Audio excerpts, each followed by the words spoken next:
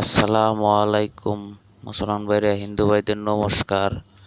আজকে আপনাদের মাঝে নিয়ে আইছি ধুলো পড়া বশীকরণ মন্ত্র, বহুল পরীক্ষিত মন্ত্র। গুরুদেবের কাছ নিলেও এগুলো আপনারা প্রয়োগ করে দেখতে পারেন, তবে নিজস্ব ওস্তাদের কাছ নিয়ে অনুমতি নিয়ে করবেন। কেউ খারাপ কাজে ব্যবহার করিবেন না।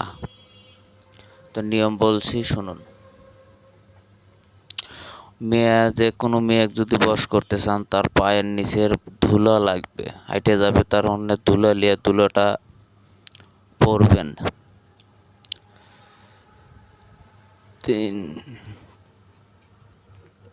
11 বার মন্ত্র পড়বেন, 11টা ফু দিবেন, দিয়ে সেই ধুলো যদি সেই মেয়ের মাথায় বা শরীরে ছড়াইয়া দিতে পারেন, সাথে সাথে বশীভূত হয়ে যাবে। বশীভূত ম্যাটার করে কি সম্পর্ক, মা ছেলে, বোন ভাই, প্রেমিকা বন্ধুর থেকে প্রেমিকার রূপে পরিণত হবে, এই লোক বশীকরণ ম্যাটার করে।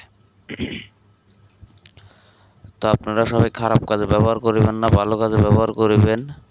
মন্ত্রটা বলছি, শুনুন।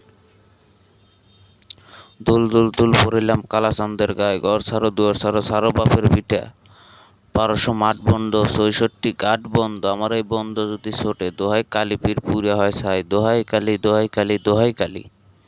এই হলো মন্ত্র।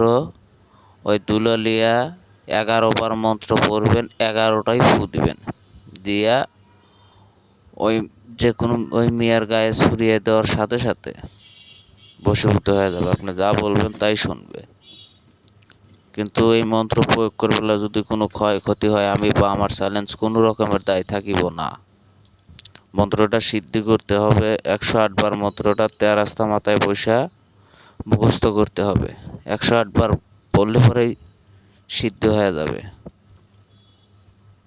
শনিবার মঙ্গলবারের দিনে আপনারা এই মন্ত্রটা প্রয়োগ করবেন, সিদ্ধ করে নেবেন, কাজ করার জন্য তৈরি হয়ে যাবে। আপনারা নিজস্ব ওস্তাদের কাছে অনুমতি নিয়ে কাজ করিবেন, কারণ এটা খুব খতরনাক বিদ্যা, কালী বিদ্যা মন্ত্র।